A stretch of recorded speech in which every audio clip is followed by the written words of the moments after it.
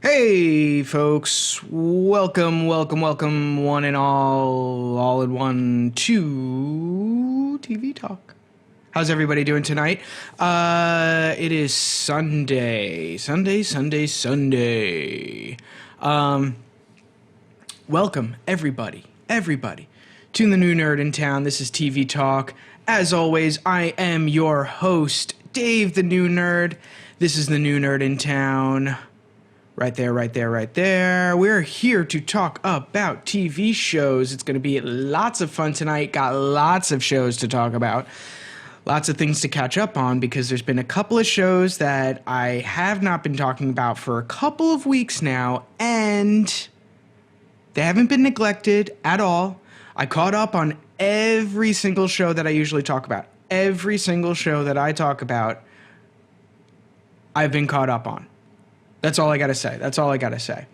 So we've got 2 weeks of a couple shows. We've got 1 week of like one or two other shows. So it might be a little bit longer tonight, but don't worry. We're going to get all of it in.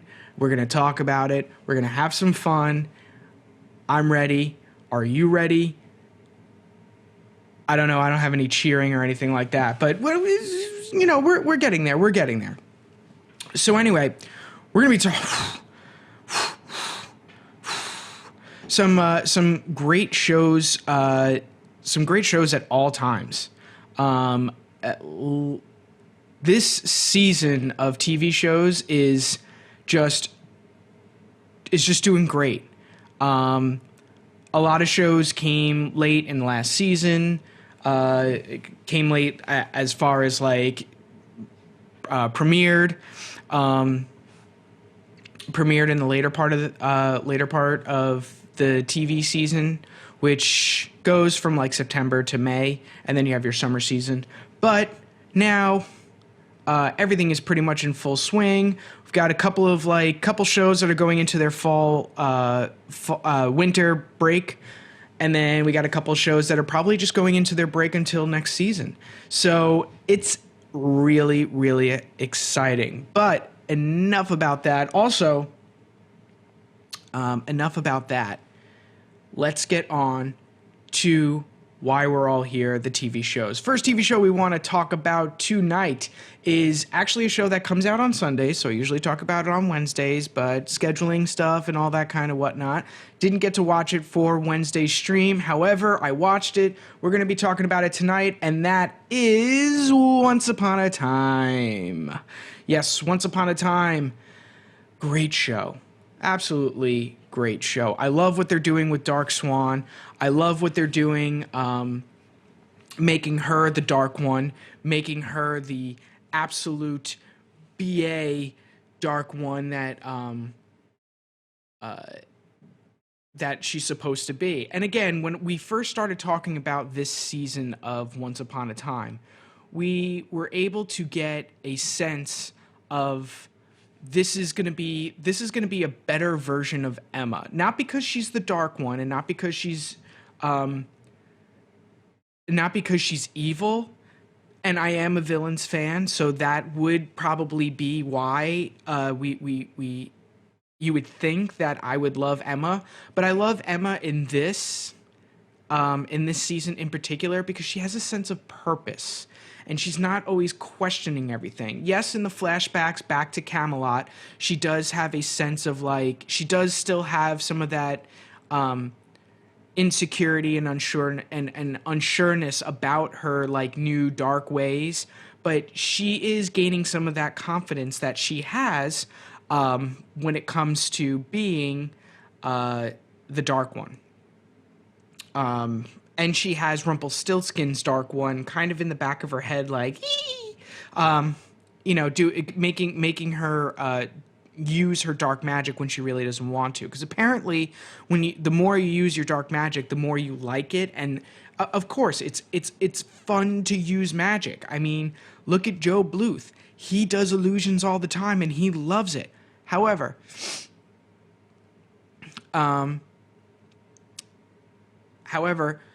in this case, it's the same thing. She keeps using her magic, and she keeps she keeps falling darker and darker and darker into the Dark One ways. And hopefully, finally, by the end of this season, when we get into the winter season finale, we'll see what finally made her go completely Dark One and bring it back to Storybrooke as the Dark One. So we're gonna see about that. I am excited to see what she does. But now this particular episode, we did see that she has Merida from Brave in captivity, but she also has Mr. Gold, who is Rumpelstiltskin in present day. So she has both of them in captivity, separated. But now we see that she wants them to come together so that Merida can teach Mr. Gold, who is pure of heart, but is not a hero. He's pure of heart. However, he doesn't have what it takes to be a complete hero. And that is what is needed to get Excalibur out of the stone. And Emma so desperately wants to get Excalibur out of the stone, she needs a hero to do that. Now, she's not going to ask King Arthur because he knows she's the Dark One and he knows that she's up to no good. And she's not going to ask her father, David / Prince Charming, because pretty much same thing. Same thing. So she's got to take the only person who has a pure heart and who is a hero. And yeah, that's what she's got to do. So in this episode, we see that Merida has just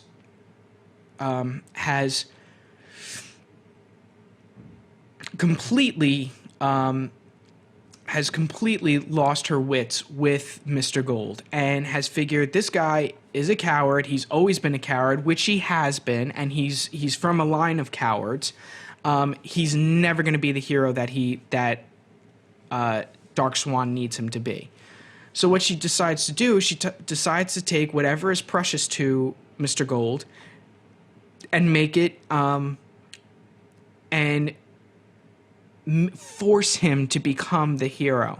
And that, in this case, in Storybrooke time, in present time, that happens to be Belle, his one true love. So the whole episode, Merida is trying to get Merida is trying to attack and to do some sort of harm to Belle, so that Mr. Gold will finally just go nuts, go crazy, and say, listen, that's it. You're going down. I'm going to be the hero. And we see, along with this storyline, we do get to see a little background of Merida, how she became captured in... not how she became captured in King Arthur's thing. We do hear about that. But we also get to see kind of like a Brave 2. If Disney were to do a sequel to their movie, I mean, this makes sense as to what kind of story they could go with this. But as far as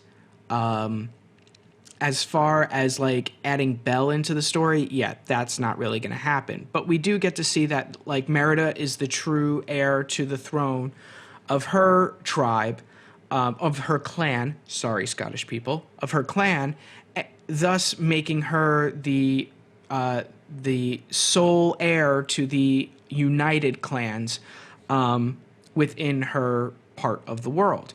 So we do get to see that, and her brothers are kidnapped from the other clan leaders and are about to get killed, and we know that she's got a bit of a history, possibly she blames herself for her father's death, which is fine, because it wasn't her, it was her nerves. I mean, yes, your dad died because of a missed arrow, but it could pass. We could pass. So anyway, So she enlists Belle to help her because she sees that Belle is very good at using spells. Well, using spells? No. Reading? Yes. Reading is important, folks.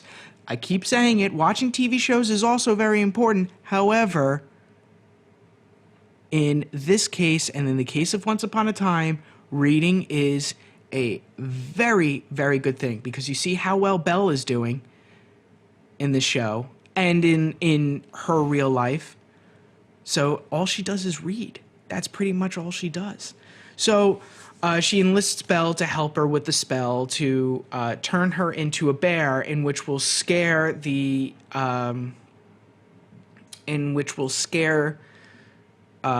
clan leaders into giving her brothers back, and also make them basically bow down to her. Turns out the spell is changed for water, and we go there. So Merida has dealt with this sort of sense of purpose and sense of needing to prove herself before. And now in the Storybrooke time, she's using the same kind of tactics to get Mr. Gold to be a brave hero. Unfortunately, though, she is forced to use her own spell, which back in the Camelot era, or back in the story world, can't call it Storybrooke, but in the Enchanted Forest timeline, she just drinks water, and she happens to use her arrow skills in order to save her brothers. However, in Storybrooke, the bear potion works and puts Belle in danger, and Mr. Gold has to, of course, save her. I mean, wouldn't you do that? If you love someone so much as Mr. Gold loves Belle, wouldn't you save her? I know I would. I would save my love. But in order to do that, he needs to use magic. But he uses good magic. Or that's what we think. But anyway, he does his heroic act, so now his pure heart has a heroic sense. So now he goes to Excalibur, he puts his hand on the sword, he pulls the sword out from Excalibur, and what does he do? He throws it at Dark Swan's feet. He throws it at her feet to basically tell her, listen, I'm the hero, and now you have to deal with me. And he comes up to her and he whispers her just that. He says, now you have to deal with me. And this is the first time I've ever been a hero, but now I'm the hero. And if you've seen what I've done as the Dark One, being Rumpelstiltskin, the Dark One, I mean, his name has always been Rumpelstiltskin, but usually people put the two and two together. Dark One, Rumpelstiltskin. But now that he is the Dark One, but now that he is the hero, he is not Rumpelstiltskin, he is Mr. Gold, and he is going to go after, he's going to do everything in his new, pure of heart, heroic power to try and stop Dark Swan. You get to see a lot. Also, Dark Swan, to help her, she's enlisted the encaptured. I don't want to say enslaved, because she's just sitting in a cell being pregnant. She enlists the help of the encaptured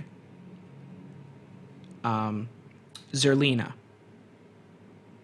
who is the Wicked Witch of the West from Oz. Dirty character, dirty character. But we're going to see what Dark Swan pretty much exactly wants from her. Merida gets turned into a giant bear. Not the giant bear that you would think. Not like the one from the Jungle Book. So there was no Bear Necessities dancing. There was no dancing bear or anything like that. No Goldilocks and the Three Bears, unfortunately. But ferocious animal. He looks so cute and cuddly. But anyway, Once Upon a Time, a lot of Dark Swan stuff. Also, as all of this was going on, the new savior, the evil queen Regina, Prince Charming, Snow White, were trying to see if they can summon Merlin in Storybrooke, because that's the only character that's really been missing from the Storybrooke timeline is Merlin. We saw how they got Merlin out of the tree in Camelot, but we didn't really get to see how Merlin came to Storybrooke. And they enlist King Arthur, who is still the worst. They enlist him because he is a hero and because he was chosen by Merlin to be a hero. They enlist him to finish a potion in which would summon Merlin to Storybrooke. And he was supposed to take the crimson mushroom and all he had to do was just drop it in the pot. Just drop it in the pot. Well, he doesn't. He sits there, he says a stupid little line of like, Merlin, please come to Storybrooke for us. He drops it in the fire, completely misses the pot. But that once again proves how terrible King Arthur is. But it also proves how great Once Upon a Time is. By taking that character that everybody loves and making them just an awful, awful person. And they're not trying to change history. They're not sitting there and go, they're not sitting in the writer's room or producers sitting around a table going, how can we destroy this fairy tale? How can we destroy this storyline?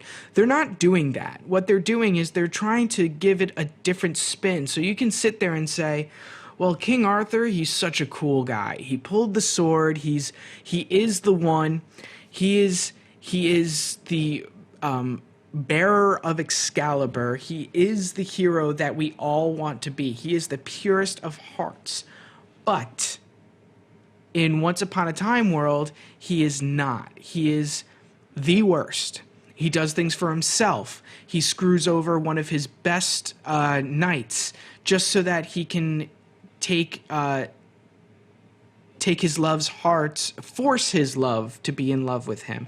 He has a creepy powder thing that just like does whatever he wants. I call it the fix me now powder, but it's really just like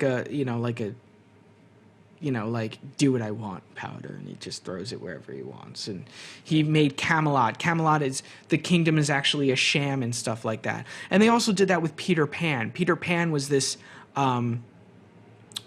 like know-it-all kid, and it turns out he was Rumpelstiltskin's father, who wanted to stay young for selfish reasons. But I mean, we all knew that Peter Pan wanted to be young for selfish reasons. I mean, who wants to grow up? I mean, who wants that 9-to-5 job and get paid money and then get money taken away from you from taxes and stuff? Who wants that? Nobody. And Peter Pan was able to get away from that. And it turns out his shadow was actually the problem, but he was doing whatever his shadow wanted, and Peter Pan was just apparently the worst at that time, which now makes King Arthur the worst that time. There's no direct correlation, but he is the worst. So he throws the crimson mushroom into the fire, and what's funny is he doesn't know that this mushroom does not burn. I mean, the mushroom is from your land. You should know that the mushroom does that. I mean, come on. Come on, what are you, stupid? Come on. So he happens to do that, and they discover his treachery because Merlin should have come out. And he goes, oh, I'm sorry, folks, but the mushroom did not work. The mushroom didn't work because you're an idiot. And you're an idiot because you're terrible. So, I'm sorry, sir, but your services are no longer needed. But they still needed someone who is not pure of heart, but they still needed someone who has been handpicked by Merlin to summon Merlin. Well, there's someone else that can do it. And, oh, right, the writer. the writer of all the stories. Well, the former writer is gone, but the powers were given to Henry. There you go. So Henry drops it in, and they get a video message. They basically get a voicemail message from Merlin saying that if you've received this message, then things have gone horribly wrong. And then he sits there and goes, "Oh no, she found me. I don't know how, but she found me." A message that is often given too many times in voicemails these days.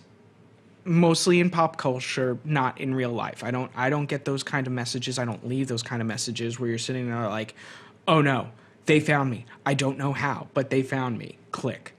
So that leaves to an ominous and kind of a telling as to what's going to happen further down the line in Once Upon a Time. Now, are we going to see the original Dark One who put Merlin in the tree? Because that character looked freaky. Like, freaky Dark One. I mean, Miss Emma Swan kind of looks like Dark One, with the grayish blonde hair, but at the same time, she's kind of cool, but this real Dark One with the mask and the hood and all that kind of stuff, really creepy. Oh, sorry. And just all around bad. So hopefully we're going to get to see some of that. There is a new episode tonight, so I think that episode we're going to see that Dark One, and we'll also get to see maybe a little bit more of Merlin's backstory in how that plays out with how he became a tree, essentially, and how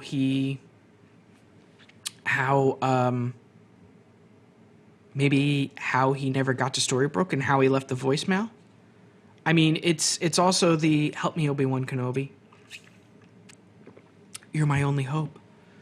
That's exactly what it is. And we all know who left that message and started that whole storyline. Force Awakens, December 18th. Who's excited? I know Fallout 4 comes out tomorrow. I know.